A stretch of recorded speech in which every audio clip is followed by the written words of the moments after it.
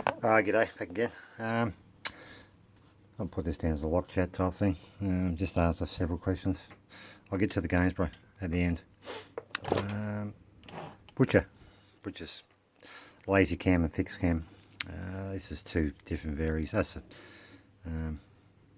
TE2, that's a lazy cam. This is a fixed cam. It's a wafer type lock, but the cam's fixed, as in it's in one position only. This is a lazy cam,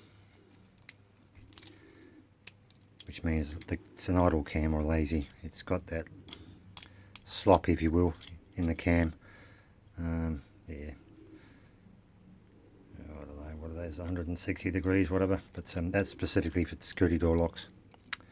So you can lock the door, or activate the locking mechanism in the lock, and that will stay in that position, and you can turn the key back and retract it without it coming back. If you try that, a fixed cam and a screen door, you probably get it to work, to lock, but you won't be able to get the key out. You have to turn it back again to get the key out, but because it's a fixed cam, when you do that, you're actually unlocking the door again, so it's not going to work. They're mainly for mortar type lock sets, where you can, the cam throws the bolt, and you can go do a complete 360 and retract the key, or if it's a double throw, you can do it again, depending on the actual variant of mortise lock. But yeah, that's the difference. So you can see more on Dr. Locks. Did a video on cams, the lazy, fixed, etc. So check out Dr. Lock. It's not that long ago, one of his recent videos. You'll find it in there somewhere. But so yeah, that's what I can help you with, butchers. Uncommon Sense, I think that's his YouTube name.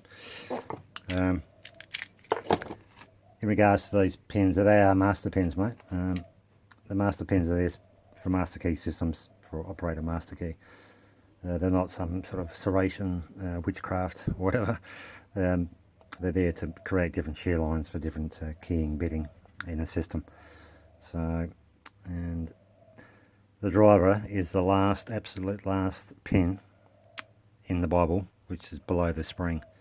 That's your driver. Anything below that last pin up in the chamber of the Bible that hits the spring, anything below that is a master pin down to the key pin, and because they vary depending on what 15 foul increments, depending on what system you got. But yeah, they're master pins, mate, for master key systems. Okay. This one here is Austral. This is what the main thing is about. Retracting the cylinder out, having trouble getting it out. The only reason they shouldn't have any problems, I'm pretty sure this is your this is the type you would have, probably 20 years old. That runs a triple lock. There's an attachment that goes in there. I'll show you in a minute. And yeah, that operates a triple lock system. And that operates the privacy function inside. But see what I'll do. I'll take this out.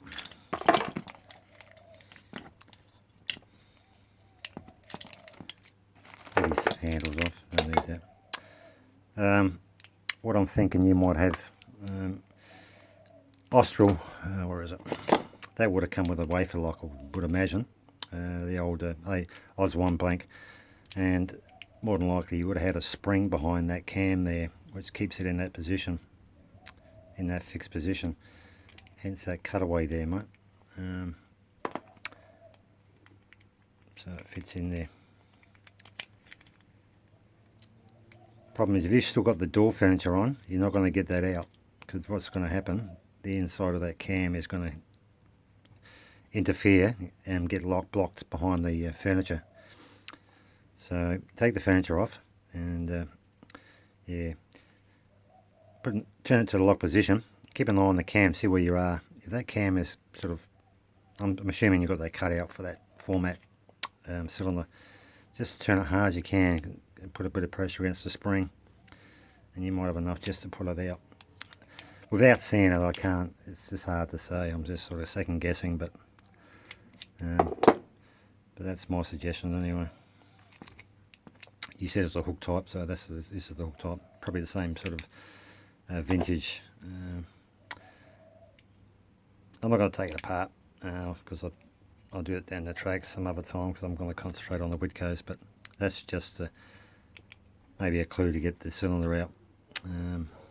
But they didn't always come. The later ones didn't have that notch and the spring in the behind the cam from memory. I could be wrong. I could be, I'll always stand to be corrected. Not a problem. So, but that's what from memory and my experience. I'm not an Austral fan either.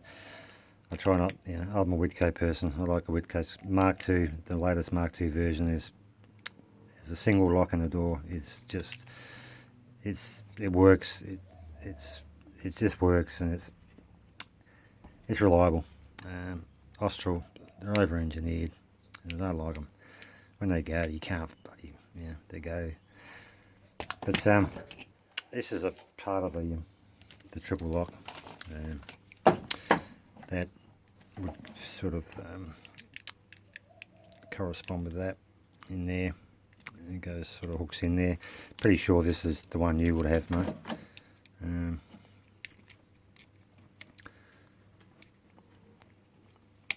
Like so, and yeah, and the other cable, which is this side.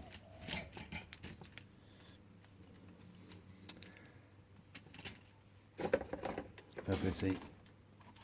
That hooks in another hole on that little arm there, and that sort of fits in that position. They're a pain in the ass, trust me. It's easy to get the door off sometimes and get them off, but anyway, yeah, a little story with this one too. This is brand new, by the way. Well, it's not now, it's second hand. I'll tell you what happened. I had this in the van. I keep a couple of kits in the van. It's just behind the shelving, which is on the side door. What happened is it slipped down over time, and it ended up falling down in the footwell behind the side door. I didn't pay much attention to it, to be honest with you. Didn't sort of realise, see it. Anyway, I got to the point where it's got real close to the edge, and at some stage when I've opened the door, I haven't noticed it, but it's fallen out onto the road. And I haven't even, I've closed the door, side door, didn't pay attention. Gone down the road and hearing this scraping. As you do, you turn your radio up to stop the annoying scraping, which is that's not a good thing to do. But yeah, it's getting pretty bad. So I pulled up down the side street and had a look, and yeah, this thing was hanging off and at the side of the side door, dragging down the bloody bridge road. So yeah, it's definitely second hand now. Yeah. So she. Yeah, so anyway, probably, yeah, it still works, but who knows. Yeah, so just make sure there's no overhanging parts hanging out of your vehicle. It's not good. They don't fare well, apparently. Before I go to, had a job, it's just a rental place, and as I was leaving, she said, oh, I haven't got a key for this. This is a rental, by the way. I haven't got a key for that lock, which is this Chinese shit on the back door. Had a Lane's dead bolt above it. She didn't have a key. It's a C4 brooch. Different spacings than the C4, but that's fine. The key to the dead bolt wasn't too radical, so I don't mind sort of riding pins off the trailing and leading edges on Chinese, and that's the only option you have, unless you make a genuine key for it with the correct spacing. But I was trying to minimise key, and so no worries. So took the knob off, did what I had to do, got it out, as you do. What I do anyway. It's probably a bad habit. I might start changing my habits now, especially with Chinesium stuff. I might start, instead of putting a little compartment box and just keep them. Because what I did, I was just when I pulled the plug out, as I normally do, I was just flick them into the back of the van, which is not good. Trust me, it's bone lazy. I said no worries, and I got the key. And what I did, I learnt my lesson here, by the way. I haven't got a bloody. Oh, hang on, might have one here. That'll do. This is the Lockwood pen, but they're pretty close tolerances to the lab. Yeah, those holes are bloody minute. Couldn't get it in there. Couldn't fit a lab pen, or even tried a bloody a Gainsborough pen, which is slightly narrower. No way, wouldn't budge down there. So what I've done, I've flicked all the bloody original pens down the back of the van. So I spent about 40 minutes in the back of my van on my knees with a pair of tweezers looking for them. I found 2 pens, original pens to this lock, and that's not going to cut the mustard. I'm not going to pin it. I'm not that bad. So I had to sacrifice. I don't have a Blaine's domestic budget type key and knob set. It wasn't satin chrome, it was polished brass. But anyway, I had to bloody wear that, didn't I? That's my problem. I should have. Anyway, so she's happy. She's got a polished brass key and knob on the back door, key to the deadbolt key. So yeah, so lesson learned. Don't throw your Chinesium key pins away. The pins are that bad. They look like you could reverse them. The taper's that bad. It's actually not a taper; it's a point. Yeah, you could reverse the pin and still use it as an operational key pin. Again, Chinesium shit. You know, I hate this stuff with a passion. People still buy and put it on their doors, don't they? Anyway, so that's the story with that. Anyway, so that's what I can offer you with the teardrop out of the Austral. Yeah, so if you know someone's after a second-hand Chinese key and knob set, slightly used, yeah, let me know. Anyway, that'll do. Till next time, take care, and yeah, goodbye.